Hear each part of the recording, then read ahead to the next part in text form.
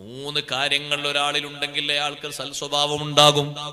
ഹബീബ് സല്ലല്ലാഹു അലൈഹി വസല്ലം നിങ്ങൾ പഠിപ്പിച്ചു മൂന്ന് കാര്യം.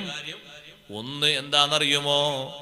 നിന്നോട് അന്യായം പറഞ്ഞവരോട് ചെയ്തവരോട് മാപ്പ് കൊടുക്കാനുള്ള മനസ്സ്.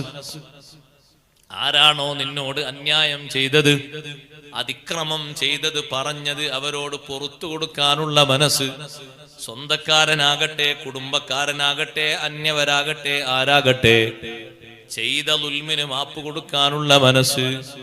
13 വർഷക്കാലം ഹബീബ് റസൂലുള്ളാഹി സ്വല്ലല്ലാഹു അലൈഹി വസല്ലം തങ്ങളെയും സ്വഹാബത്തിനെയും മർദ്ദനങ്ങൾക്ക് ഇനി ഒരു കയ്യും കണക്കുമില്ല. A to Z എല്ലാ മർദ്ദന മുറകളും നടത്തിയവർക്കല്ലേ 8 വർഷം മദീനയിൽ താമസിച്ച് മക്കയിൽ വന്നപ്പോ വിശാലമായ മാപ്പ് കൊടുത്തത്. ചെറിയ അഫുവല്ലല്ലോ തങ്ങൾ കൊടുത്തത്, വിശാലമായ മാപ്പല്ലേ. ശിക്ഷയല്ലല്ലോ തങ്ങൾ പ്രഖ്യാപിച്ചത്, പ്രതികാരമല്ലല്ലോ തങ്ങൾ എടുത്തു പറഞ്ഞത്, മാപ്പല്ലേ. സഹോദരങ്ങളെ, ആ അഫു ഏറ്റവും വലിയ സ്വഭാവമാണ്. സൽസ്വഭാവത്തിൽ ഏറ്റവും മുന്തി നിൽക്കുന്നത് അതാണ്. അതുകൊണ്ടാണ് അഫ്ളലു അഖ്ലാഖിൽ മുസ്ലിമീൻ, മുസ്ലിങ്ങളുടെ സ്വഭാവങ്ങളിൽ ഏറ്റവും ഉത്കൃഷ്ട സ്വഭാവം അൽ അഫൂ, വിട്ടുവീഴ്ച ചെയ്യലാണ്. റമളാനായ നോക്കി നിങ്ങൾ അവസാന 10 കണ്ണീരൊലിപ്പിച്ച് പലരും പറയും, ഇന്നിപ്പോ പറഞ്ഞില്ലേ, പടച്ചോനെ എനിക്ക് മാപ്പായിക്കൊണ്ട. റമളാനായ പറയും അല്ലാഹുമ്മ ഇന്നക അഫൂൻ തുഹിബ്ബുൽ അഫ്വ. അപ്പൊ അല്ലാഹു തആല പറയും, നീ മറ്റേ ആൾക്കൊന്ന് വിട്ടുകൊടുക്കോ, നിന്റെ അടുത്താക്ക്. അയാൾ നിന്നോട് ചെയ്ത് 2-3 പ്രാവശ്യം വന്ന് മാപ്പാക്കാൻ പറഞ്ഞിട്ടും നീ ഇങ്ങനെ ഉറച്ച ലെവലിൽ നിൽക്കല്ലോ, ഒന്ന് പൊരുത്തപ്പെട്ടു കൊടുക്കോ, മാപ്പ് കൊടുക്കോ. അത് കഴിയൂല പഠിച്ചോനെ. എന്നാ അവിടെ നിൽക്കട്ടെ. അത് ശരി, എന്റെ മാപ്പൊക്കെ വേണം, നിനക്ക് വിട്ടുവീഴ്ച ചെയ്യാനൊരു ഒരുക്കുമില്ലല്ലേ.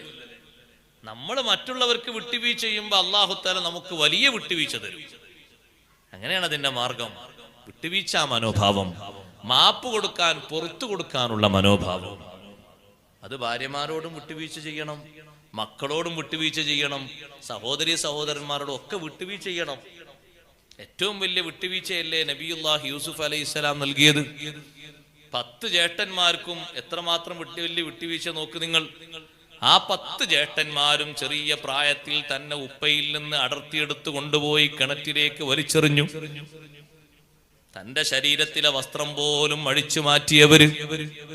പിന്നെ അവരെ കാണുന്നത് 10-70 വർഷം കഴിഞ്ഞിട്ടാണ്. റേഷൻ വാങ്ങാൻ വേണ്ടി കൊട്ടാരത്തിലേക്ക് വന്നപ്പോഴാണ് ജ്യേഷ്ഠന്മാരാണ്, സഹോദരങ്ങളാണ് വന്നത് എന്ന് തിരിച്ചറിഞ്ഞപ്പോ സൗജന്യമായിട്ടല്ലേ അവർക്ക് ഭക്ഷണം കൊടുത്തത്. അവരിൽ നിന്ന് അന്നത്തെ ആ റേറ്റിനനുസരിച്ചുള്ള വില വാങ്ങിയില്ല. വലിയ വിട്ടുവീഴ്ചയാണ്.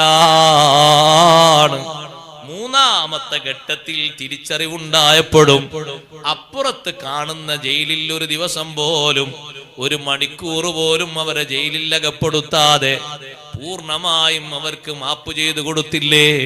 രാജാവിന്റെ കസേര സ്ഥാനം കിട്ടിയിട്ട് പോലും സ്വന്തം സഹോദരന്മാരെ പീഡിപ്പിച്ചോ ഇല്ല, മർദ്ദനത്തിനിരയാക്കിയോ ഇല്ല, അകറ്റി നിർത്തിയോ ഇല്ല.